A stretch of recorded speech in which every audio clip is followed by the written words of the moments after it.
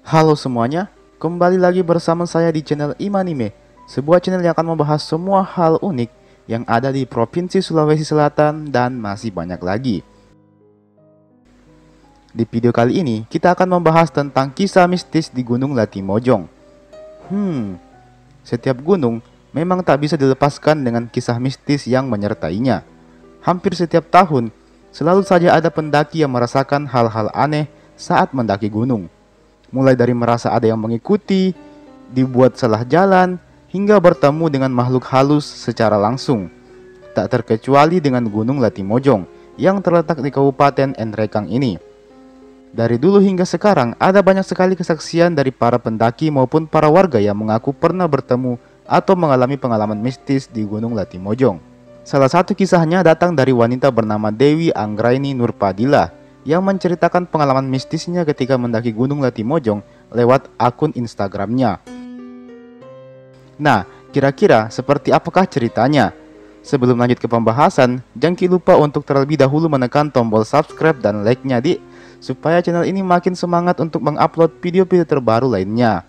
Oke, kalau sudah, mari kita lanjut. Melalui akun Instagram @dewi_nurpadila yang juga dilansir dari situs mountour.com, Dewi Nurpadila menceritakan pengalaman mistisnya. Dia bercerita bahwa sewaktu dia sedang mendaki Gunung Latimojong yang dijuluki sebagai atap Sulawesi itu, dia mengalami kejadian mistis yang membuat bulu kuduknya merinding. Kejadian itu terjadi sekitar tanggal 21 Desember tahun 2018 yang lalu. Adapun kejadian angker ini katanya terjadi kala dia sedang berada di pos ke-5.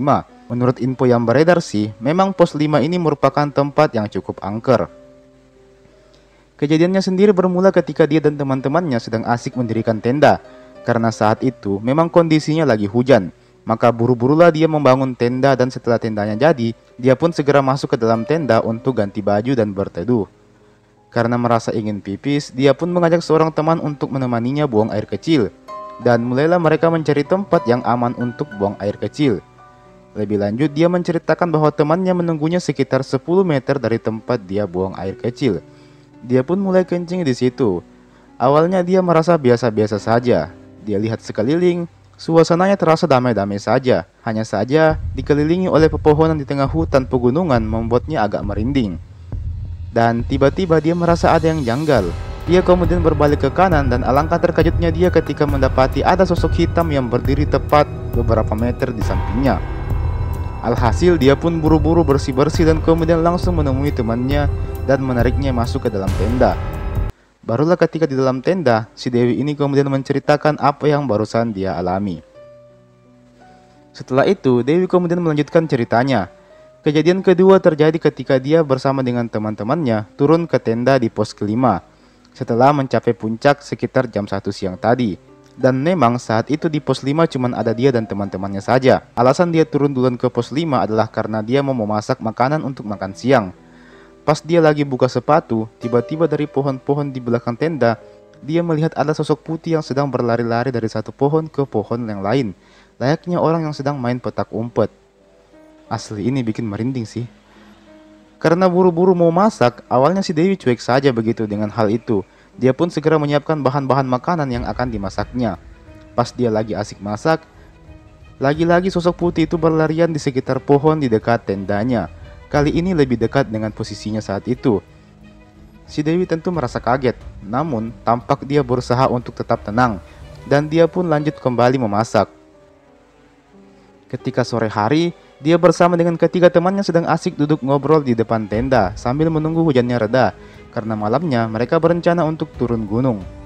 Pada saat lagi asik ngobrol, tiba-tiba muncul lagi lah sosok putih yang tadi.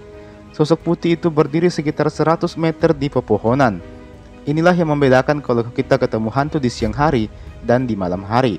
Kalau ketemu hantu di siang hari, biasanya kita tidak terlalu takut. Bahkan kalau ketemunya pas lagi rame-rame bareng teman pun, kita pasti tidak akan takut dan malah mengejar hantu tersebut. Tapi kalau ketemunya pas malam hari dengan suasana yang teramat gelap, maka lain lagi ceritanya. Rasa takut pun langsung menjalar ke seluruh tubuh. Itulah yang dirasakan Dewi pada saat itu. Seketika dia merasa sangat takut. Apalagi ketika dia membayangkan perjalanan pulangnya nanti, yang notabene dia harus melewati tempat di mana sosok putih itu sedang berdiri dan menatapnya. Karena diliputi rasa takut yang teramat sangat, dia pun langsung pamit untuk tidur ke teman-temannya. Dan tanpa menunggu persetujuan dari teman-temannya, dia pun langsung masuk ke dalam tenda dan berbaring di sana. Lagi-lagi dia membayangkan sosok tersebut, dan pada saat itu dia pun mulai menangis dan bilang kalau dirinya tidak mau pulang malam itu.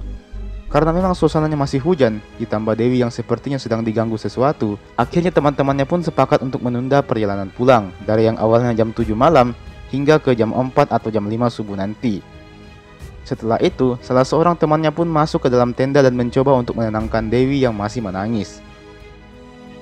Setelah Dewi sudah mulai tenang, teman-temannya yang lain pun masuk ke dalam tenda mereka masing-masing dan beristirahat. Pas tengah malam, Dewi terbangun karena merasa seperti menendang sesuatu. Terlihat seorang temannya masuk ke tenda milik Dewi dan langsung tidur sambil membelakangi si Dewi. Karena penasaran, si Dewi pun bertanya, "Jam berapa sekarang?"